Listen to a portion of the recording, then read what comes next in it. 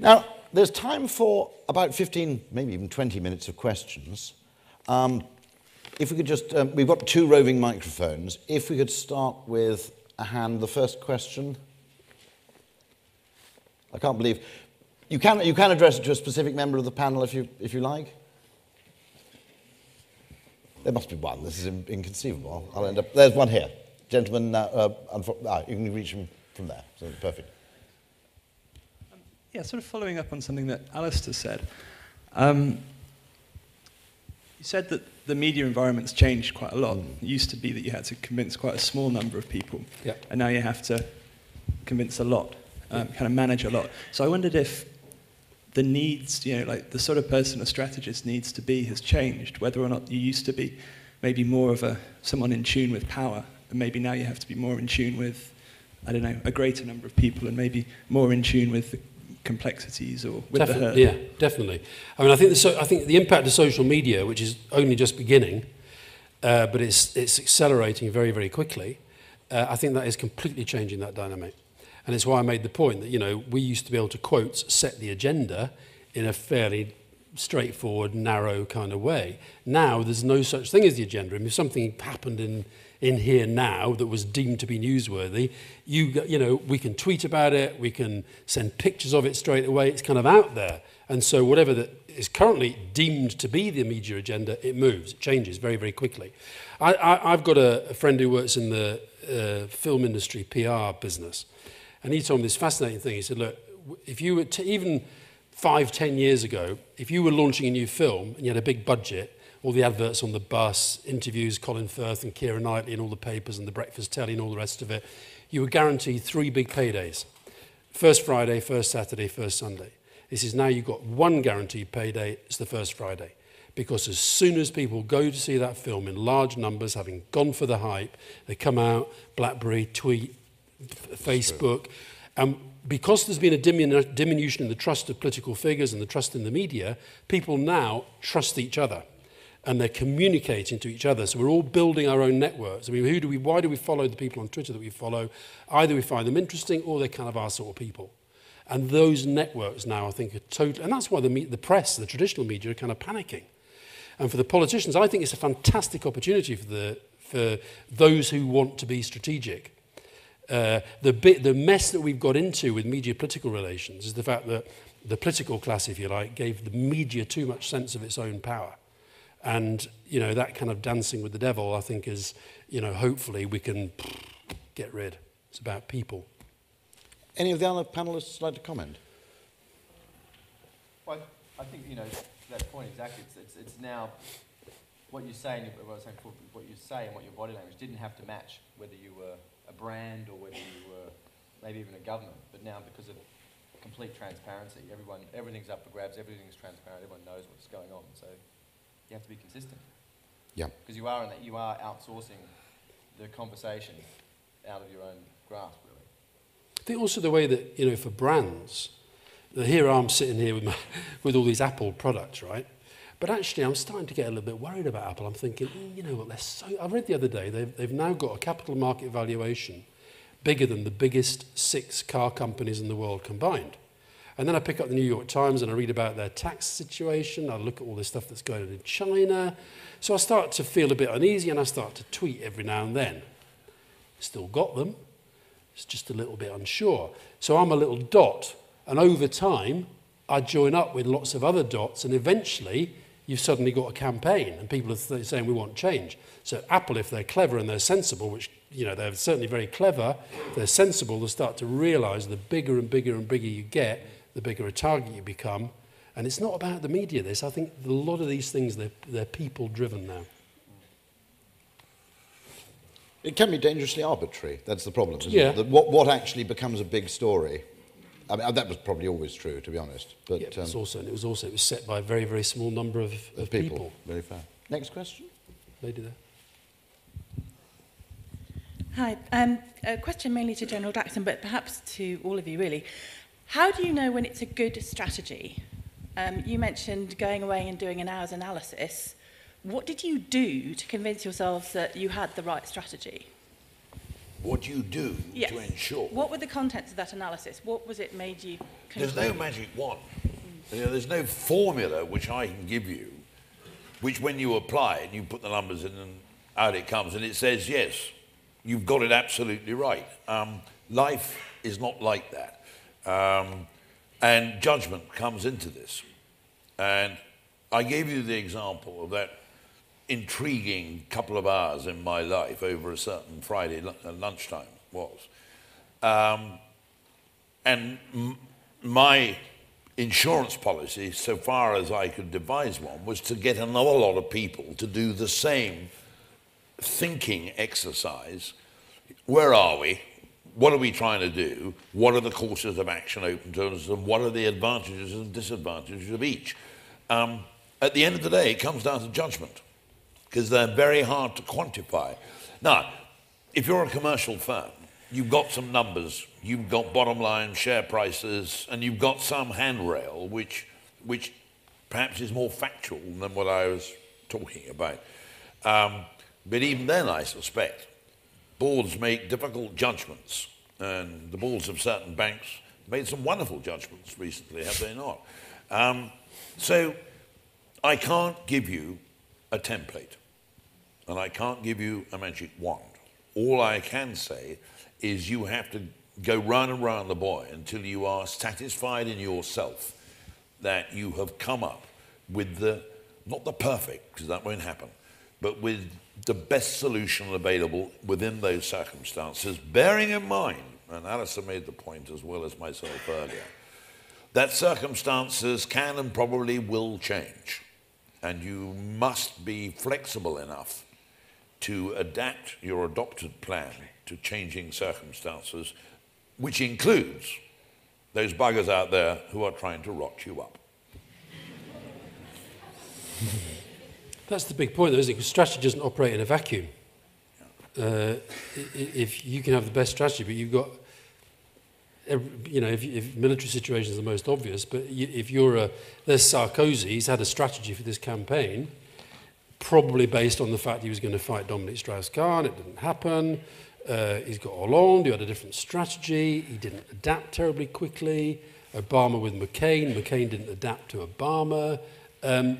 If you just have your own strategy, regardless of adapting it to what's happening around you, then you're very quickly in trouble. Could I just underline strategy? It's the most overworked word and misused word in the English language. It's used all the time when people are actually, what they mean is, what are the minor tactics of this? Strategy is thinking long and thinking big. Where am I? Where do I need to get to? And how to do that? The means, which is what a lot of the business calls strategy, is not strategy of itself. It's how you apply the means, which is the, sorry, a bit of a bee in my bonnet on that one. But it is a very overworked word.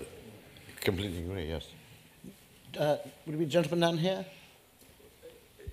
In reference to that question, so if it is about getting from A to B, how do you know when you're talking about strategy rather than tactics? Or it seemed to be about scale.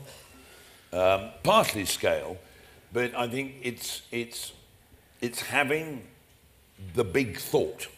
You know, where do I want to be? That is a strategic decision. How you get there is, in my view, largely tactical. It's how you are applying the means, the ways in which you're applying the means to achieve the end. But the big thinking is where you want to be. And that's true, it's true in the military environment. It's also true of grand strategy. You know, where does this country want to be in 25 years' time? Alistair said strategy is difficult and people don't like engaging because it's hard work. I'm not sure British governments are good at strategy. In fact, I'm damn certain they're not. They are far too tactical. That's partly the 24/7 media cycle. It's partly the impetus of the electoral cycle. It's the Achilles heel, if you like. And there's not enough thought goes into where do we want to be, this United Kingdom, in 25 years' time? Can I just And defend my what government? context are we? What sort of world will it be? I mean, well, Can I just defend Tony Blair's government? I think the reason why I do defend Tony as much as I do is because I think actually, although he was and is and can be a very, very good modern politician, communicator, I actually think he was strategic in that, when I said earlier, it was about modernisation the whole way through. He never, ever lost sight of that. And the best and biggest stuff that we did was on that kind of modernisation agenda of the economy, society, gay rights agenda, different foreign policy, whatever it might be. It was constant. But within it, you had to deal with this relentless, never-ending sort of, day-to-day stuff. And doing that in modern politics is very, very, very hard. Where Mike is right is there aren't that many, I don't think, strategic leaders around in politics. And I think it's a worry. and again, I would echo, and I think the history books probably will say this, that the settlement, the Good Friday settlement in Northern Ireland was probably Tony Blair's greatest achievement whilst in office, because there was this running sore, 3 decades on our own territory, and inshallah, the settlement holds and will hold now indefinitely. To be fair, because I cannot be partisan as a senior, albeit retired officer of the Crown, the seeds were sown in the previous Tory government. No, the seeds were sown several centuries ago. No, of the settlement. It was Peter Brooke when Secretary of State. Sorry, this is boring, but but no, Vote Labour tomorrow. No. Who used the quite startling words in the time? The United Kingdom, the Westminster government, has no selfish or strategic interest in maintaining the status quo in Northern Ireland. It is a matter for the people. And that was a complete change and started to change the atmosphere. So credit all round, Alistair, I think. Unfortunately, going to a much pettier level, but I do agree that corporations don't really have strategies either. It's just definitely tactics. And I think they use the word. Oh, they definitely use the word, just like the word creative is a very generic word as well. Yeah. But I feel like, we are held hostage by tactics all the time. And most brands and most corporations don't have a strategy beyond, a lot of times their strategy for success is just not to fail. They don't aspire to be successful. They just don't want to screw it up in their tenure. Yes, lady here. Hiya. I'm just thinking, I think advertising, we're in a world of persuasion. We want to persuade people to buy our products. And how do you look at strategy versus messaging? And Jeremy, how do you persuade people to buy into this a day of peace, rather than, is that a strategic thought, or is that just your way of persuading people and the messaging you give them and your enthusiasm, and how do you guys look at messaging versus... But isn't that where the industry's changed drastically? It used to be enough just to get their attention. We used to think that if we disrupted and we bombarded, that was great. Our job was just to get attention, and then it doesn't exist anymore. I mean, people pay to stay away from our advertising and our messaging. So now we have to earn their attention. So, we have to persuade them on their terms, on the consumer's terms, not just ours. Like, if Peace One Day, that has to make people realise why that's important for them, not just make them aware of it. Just with any brand, I mean, it's got to be on their terms, not on ours anymore. And advertising used to be decided in boardrooms where everybody was already interested in the message, and then it was just pumped out there, and it was sort of this artificial economy. And that's where the consumer is now much more, not just because of the social network, but just everything. I mean, they're the ones, it has to be on their territory and their terms now. But Jeremy, you had no budget, as I said, when you started. Who were the very first people you recruited, as it were, or the first people you actually enlisted in your idea? I think, British Airways was. British Airways was the first organisation to kind of come forward, and the Dalai Lama had invited me to India, was one of the first people to say, look, I want to talk about this, and I had no money for the flight. So I rang Sir Bob Ailing, well, I didn't, I wrote to Sir Bob Ailing at the time, who was CEO then, and said, look, we're trying to create this day of peace, there isn't one, and there perhaps could be incredible benefits to that if we were to unite and come together as one, etc. I haven't got the money for the flight, could you give me a flight? And he did. I mean, and he did, and not only did he give me one, I mean, they've given us almost thousands of flights. I mean, to this day, and I say, we've got to go here, or we've got to go there, or, I mean, whatever, and they're just like, yep, it's ready tomorrow, go, I mean, it's unbelievable. That relationship's been unbelievable, and really has been the key to our success, because whoever we speak to, I mean, I will say, I'll meet you tomorrow. I mean, for me, it's like getting on a tube. I mean, fortunately, and I don't mean that flippantly, I mean, thank goodness we were able to have face-to-face time with whoever in the world wanted to talk about this. And I think the fact that we did, and that we had a camera with us, and we were really running it and pointing it in the right direction, not to blame or shame or ridicule anybody, but to kind of advance it, to make it accountable, to bring it to life. And people felt a sense of, wow, I'm in this. And I think to your point, it's really, you have to feel that. I think for you to really win, big-time win, you have to feel the same thing as I feel. And if you feel that, then we're going to make it happen. And because if you don't feel that, then it's over and it's about me, and that's a disaster. And that's nothing. So I think that, in terms of the strategy, for me, it was about proving that it made sense, proving that it could save lives, proving that it could inspire children, proving that women wouldn't get hit at home. I mean, all of those kind of concrete, fundamental, practical actions that could take place, and that is what made it work, is it was real. We've never united, we've never come together as one, we've never shared anything separate from politics and religion. And if we really are going to move forward to a place which is different to the one that exists now, then we've got to come like this, we've got to come together. We really have. Thank you very much. Gentleman there in the middle, I think. Thank you. What would be the most brilliant strategy that any of you has ever seen or heard of? Wow. Veni, vidi, vici. Religion? Yeah. Not religious, but I just... The most brilliant strategy. I think for me it's just about not being. I think it's about being cool to fail. I think for me, I think it's I think it doesn't matter if you fail. There is the lesson, there is the success. That's what it's all about. I think is if you don't get to the top, it doesn't matter. But you can get to the top another day through being okay with failing and being fascinated by no's. No's, I think, are most interesting. I think the question is specific, isn't it? Yeah. I think Apple actually is pretty incredible. When you think, because when Steve Jobs died, there was all this kind of deification around the place, and people thought, what an amazing success story. But actually, not that long ago, it was a potential disaster area, and they had this strategy of simplification, and that was pretty brilliant.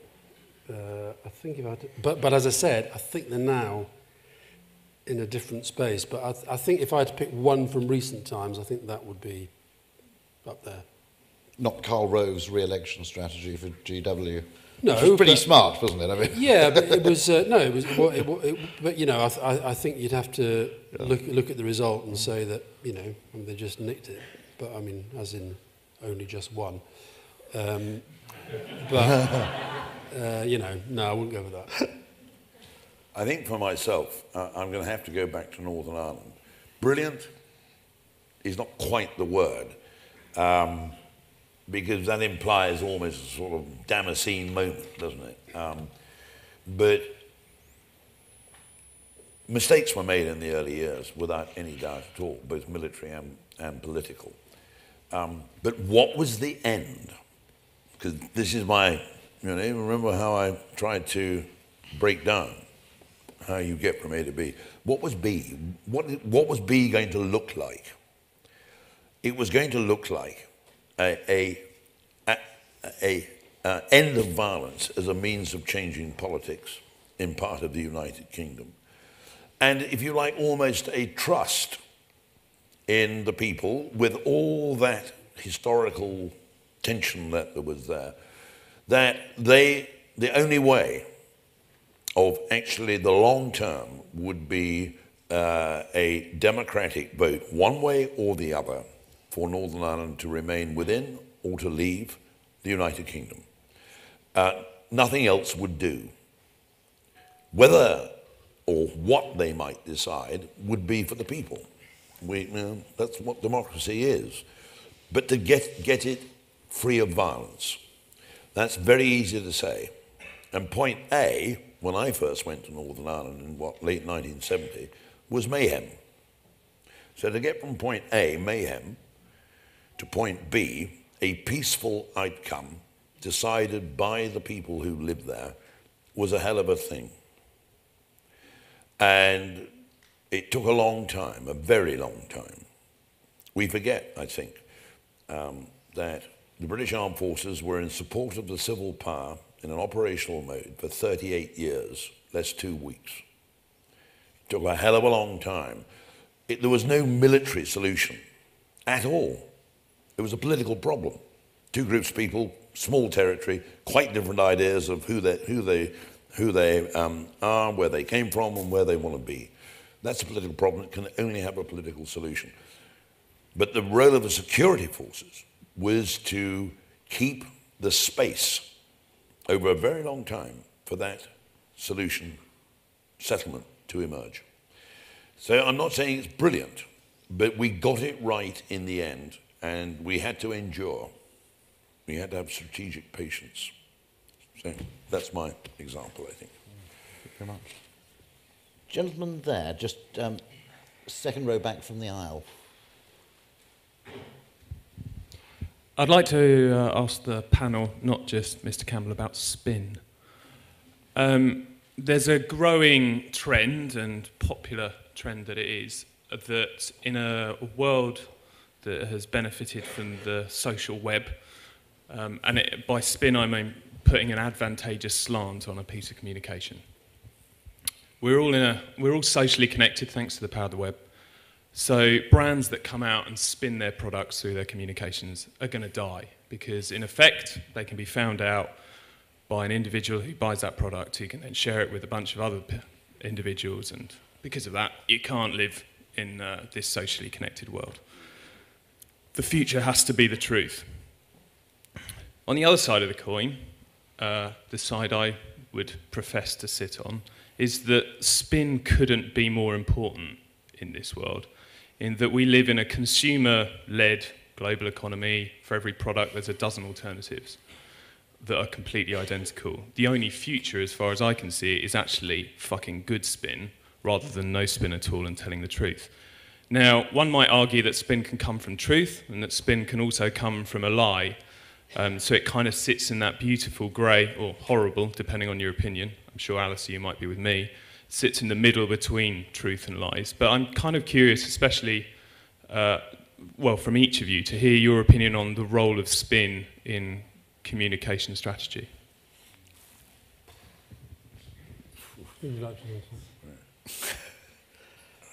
I'll start the easiest one before the more heady ones get involved.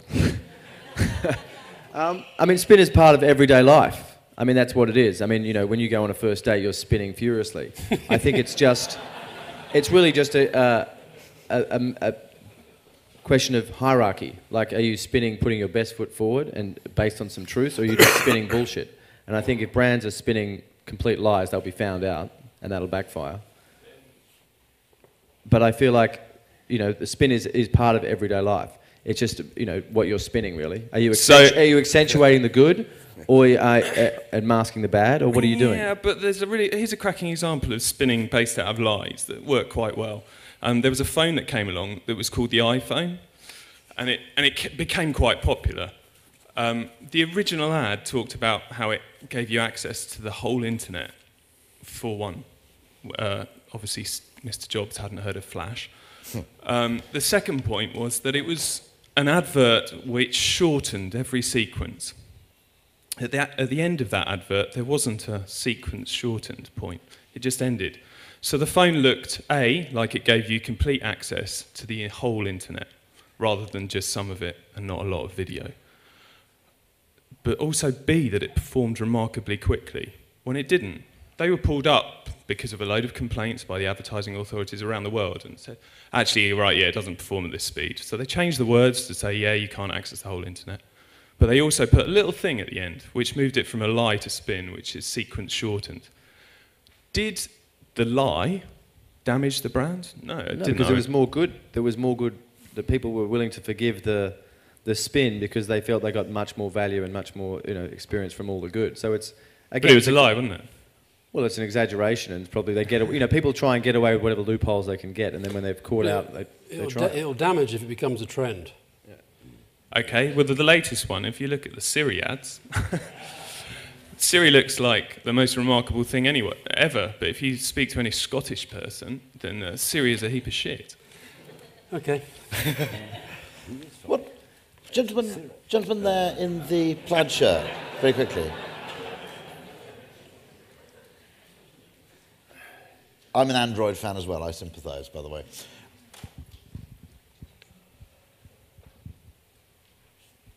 Hi, it's a question, I guess, primarily for David, but maybe for all the panel, because one of the themes that's come across, I think, today for me is about being able to champion idealism and belief, if you like, in the face of actually lots of cynicism that kind of exists around the panellists and indeed us in our sort of world.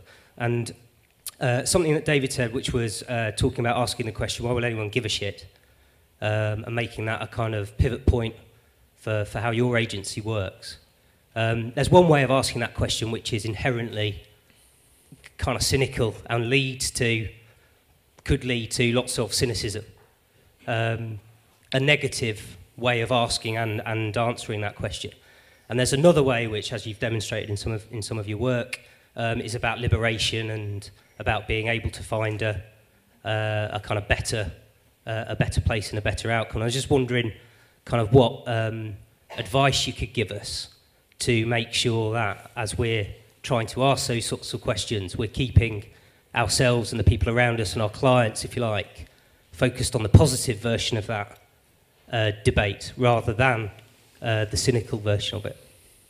Well, I mean, I think the thing is, it's a hard question to answer, but I feel like we're an industry that has too big a rear vision mirror, and we always try and sort of replicate and emulate what we've done before, and our aspirations aren't big enough. And I feel like we're very fortunate now to be at a generation where we don't have to make a choice between chasing success and actually contributing something good. Like with the first generation that can actually marry those two. And I feel like from our industry that we're in, we're prepared to ask the tougher questions about what it is we're producing. I mean, 90% of advertising is actual pollution. I mean, it really is, and we don't want to play in that space. So we look at, what place is our role of communication going to play when we put it out there, whatever the ask is from the client. So it's just, we just look at our work and we try and create something that we think is going to have a place out there. It has to be effective, and it's only effective if it means something to someone, to the consumer. So it's, as I said, we just keep it basic. We just, our industry's moved from being the wrapping paper. That's what we were always asked to do for 50 years, just create some nice gift wrapping paper. And now, we want to actually get a little bit deeper than that. Can I just make, it's a really big point you made there though, about this kind of idealism thing, because the point I made about the culture of negativity, if you look at the polling, say, on something like the National Health Service, ask people to give their view in the National Health Service in a general context, they'll say, oh, it's really bad. Yeah. Then ask them to give their view about their last experience at the National Health Service on a different day, and say it's really, really good. And that's that sense of kind of a gap between media-driven negativity and what people actually think when they're asked a question. And it's like, it's a given. Young people don't care about politics. Well, actually they do. They just don't kind of like the party political game as it comes over to them. But they're incredibly passionate about, certain issues. They might not even define them as political. And what I think we've been talking about, which advertising has a role to play and politics certainly does, campaigning does, is how you can kind of harness that in a way that then delivers change. And change can come from, lots of different places. One last question. I was just going to say, let me see. Spoiled for choice. Actually, gentleman right at the back, in which case, all male questioners. I was going to go for a female last questioner to restore balance, to satisfy the person who accused the all-male panel of being a sausage fest on Twitter. Clearly someone who's, I don't know who it was, clearly someone who's never seen a fat man naked. But, gentleman at the back. How to follow that? Just first of all, I just want to say thank you on behalf of everyone here. But while we've got all these great brains in the room, I just want to ask for a good piece of strategic advice to those people who are leaving places of education, or not as the case may be, and are setting out to seek employment or their passion for their particular chosen path. I just wonder if you had 2 seconds just to give your advice on what you would feel would be the most appropriate strategy that they should follow. What's that? I didn't really understand. What? That's the trouble. I can't hear them. I can't remember. I think it was Benjamin Franklin who said, "Was it you know stuff like this? Believe you can, and you're halfway there." I think there's so much negativity around. There's so many reasons for people to feel unconfident, but actually, I think the world has become more open, more meritocratic, and if you really believe you can go for something, go for it. Yeah. Well, I've got one of those. My last offering to the human race is now 21. He's got There's time yet, Michael. Yeah. Not sure my beloved wife is of the same view. He's got a year to go at Bristol. He doesn't really know. But I think, all you can do is say, and it is the way of the thinking, work it out. You know where you are. Where do you want to be? What sort of life do you want to lead? What do you want to spend your life doing? And work it out. He needs a kick in the backside occasionally, but don't they all? I've also made it very clear to him that his very modest allowance stops the day he graduates. So that should concentrate his mind a bit as well. Jeremy, you woke up more or less in the middle of a career as an actor and just decided to do this, pretty much in a Damascene conversion. What would your advice be? Well, I think my advice would be to, when you have a sort of passion for something, to obviously go for it, and to concentrate on the process and not the end result. It totally is about the moment, and that's all that you can really be thinking about, because that's where the lesson is. David? I think everyone has an opportunity to contribute, and the question is, what do you want to contribute? My biggest fear isn't failure, it's actually repetition. And, I want to feel that I'm contributing something and relevant. And when you find it is what you want to do, then leap into it. Thank you very much.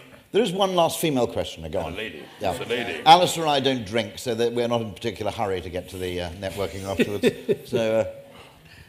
Thank you, Rory. The last female question. I would like to ask each of the panelists, what do they do when they get strategically stuck? When you can't find a way through a problem, where do you seek inspiration? Wow. I'll go for a run. I do it in the bath. Just relaxing in the bath. Well, but I quite agree.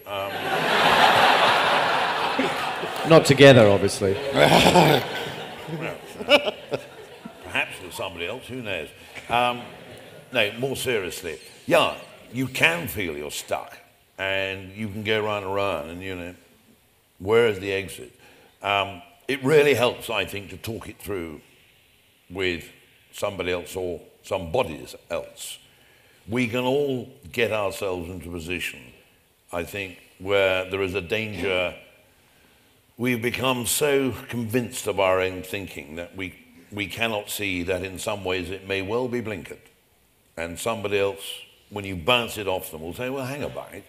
You put up a Chinese wall there when you don't have to. There's space. You can maneuver in there. So my advice is, share it and thrash it out. The decision may come back to you. Sorry to repeat myself. But there may be courses of action you haven't spotted, which you can then put back into the judgmental process. The other thing I would say, I've talked about strategies, not strategies written down. I think writing, just sitting with a pen and a piece of paper and writing it down, and then, Tony Blair used to have this, what I used to call his circular conversation style, where he would particularly at weekends when you're trying to, his team, his sort of inner team, are all trying to get a little bit of time at home with their kids and their families and what have you. And he would sort of phone every 2 or 3 hours. And I would know that he would be phoning other people and having the same conversation. Then he'd phone you and have a slightly different version of the conversation 6 hours later. And what he was doing was kind of just going round and round and round and round and bouncing his own thinking off other people and then bouncing their thinking off other people and then bringing it back to his own. And so I think that's a version of Mike's kind of, using other people. But I think there always comes a point where you sit down and if you can't write it down, then you really are struggling. And that's when maybe, you need to concentrate on a different problem. You need to take a break. You need to go and, try and come at it from a different way, get different people to look at it. But I think eventually, if that process works, you can write it down and it becomes clear. Yeah, I think you definitely surrounding yourself with people who have different points of view always sort of helps you to take different turns. I remember when I was first starting as just a copywriter, I used to quite like the exercise of forcing myself, almost torturing myself to have to come up with ideas, and I quite liked hitting the dead ends, and I would put time limits on myself to write things. Like I would force myself to try and put 20, 50, 100 ideas down on a page in a certain amount of time. Even if 99 were complete delirious rubbish, it was actually the exercise of forcing myself to do. Just because then suddenly you stop yourself getting buried in something. And out of ludicrous ideas and thinking might emerge something else. So it's just enjoying the misery of not coming up with an idea as part of coming up with the idea. I always thought that was kind of an interesting way. I always quite liked it. As long as there's an outcome. Thank you very much indeed. We now move, believe it or not, to a vote. I don't think it's really necessary to have a vote, in the sense that I found all four astounding and incredibly valuable. Do we have to look? Before that... We're having a little summary. We will move on. Before that, I'll just mention just a little summary. Yes, what a good point. I missed that. Thank you, General. Better attention to detail in the military than in the advertising industry, I'm glad to see. Reassuring, I think. If everybody would just like their last 2 minutes, starting perhaps, should we do it in reverse order? Should we do it in reverse order? Just to summarise, if there's 1 to 2 minutes that you'd just like everybody to take away, or something particularly valuable that's emerged from the day. But in particular, from your point of view, if you had to summarise it in a few minutes. Alistair? I think I'd go to my number one point over there about, this has come out from the conversation, I think we've all had experience of this, where so many organisations and so many people, they confuse these three separate things, separate but related things, the objective, the strategy, the tactics. And it's true that strategy, as Mike says, is an overused word. It can be subjective. But I think it's possible to have a really, really clear sense of what it is. And I think if there's one thing I would say to everybody, whatever client you're working with, whatever part of the business you're involved in, just in the next few days, say to yourself, in this work that I'm doing right now, what is my objective? Write it down. What is the strategy that I'm pursuing to meet that objective? Write it down. Then, what are the tactics? And I think you'd find very, very quickly that actually, one, you might be surprised the extent to which you're not doing that. Hopefully, you might be surprised the extent to which you are, but it will help you if you just set that out. A, B, C, O, S, T. So whatever you're doing, wherever you're doing it, think O, think S, think T. That's it. Thank you. David? Wow, I don't have any of those cues, but I feel like, again, keeping it simple and really grounding it in the everyday. I keep on saying, find the honesty in any idea, in any challenge, in any consumer, and ground it in that, because that's where the truth lies. And that's where the most creative things I've ever been associated with, or the most creative things I've ever seen, and some of the most effective things, albeit in business or creativity, have come from something that resonates with me. More in values than in trends. We're an industry that chases trends, but if you bridge it to values, then there's more chance you can actually do more extraordinary things. And particularly with our industry, and I say that as the one represented up here, we can do far more than we give ourselves credit for, and we can influence far more. And really, so to keep it simple, stupid. General? Right, a few bullet points then, if I may. Get your analysis right, ends, ways and means. Get the right course of action, but be prepared to adjust if need be. Stay on the front foot thereby. get your communications up and down right, so every member of the team knows what their part in the whole is and feels that their part is just as important as anybody else's. Define winning. That's quite important. What does point B look like when you get there? That's not always easy sometimes, so you want to be clear that you know what winning means. Be bold, picking up Alice's point. The motto of the Special Air Service, as many of you will know, is who dares wins. The rather vulgar muck-up of that, who cares who wins, I want you to put out of your minds, because that is not what we're about. So be the best, don't come second, failure not an option. Have I got one moment for a vignette which I hope pulls all of this together, which might really vividly illustrate what I've attempted to put to you this afternoon. Right, the place is the desert of northern Kuwait. The time is early March 2003. Whatever your personal views about what then happened, that's not where we are. I just want you to think about a young soldier. I've been in my last job for about 3 weeks or so. Out I go to see for myself how everything is. Lots of conversation, lots of people. Young soldier. Chat. Anything on your mind, young man? No, he says. My inner voice goes, phew, well, that's all right, but I'm not sure I believe him. And he said, well, there is. Here we go. And I talked about mission statements. He said, when are we going? I said, 5 days, 10 days, depends on the politician's final decision-making. And here comes the best mission statement I've ever heard. And to give you the full flavour and colour, I need to go into the vernacular. Because what this young man said to me was, because what we need to do is get across that bloody border, kick that bugger's ass, get home and have a few fucking beers. And I thought, bloody hell, it's all there. He's got it. He's got it.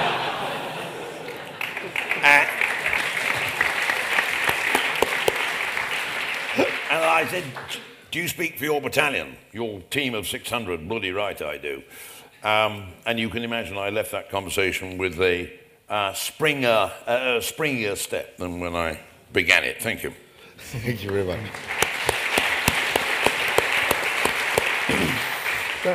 Yeah, well, I mean, being on stage with such obviously incredible strategies, but like your football moment, really. I mean, I just feel sort of really kind of honoured, as I do every day, to sort of be in these rooms and have these opportunities to speak with people. So I'm really grateful to be able to have learned so much, and to the organisers for letting me be here. But what I would like to say is that, you know, each and every one of you touches, you know, loads of people through your Facebook, through your companies and the corporations that you work with. And I know that my whole team and the people behind us, you know, would want me to say, you know, look, please get involved in this process, because as a consequence of that, someone won't get bullied, or, you know, a woman might not get hit, and somebody might not be killed, and somebody might get a polio vaccination. So my email is jeremy@peaceoneday.org, and I'd love you to you know, contact us, but get involved, please. In this room, we could tell hundreds of millions of people that the 21st of September is Peace Day, and I'm just really thankful that I was able to do my job today as we move towards institutionalisation of Peace Day. Please be a part of it. Thank you. Thank you very much.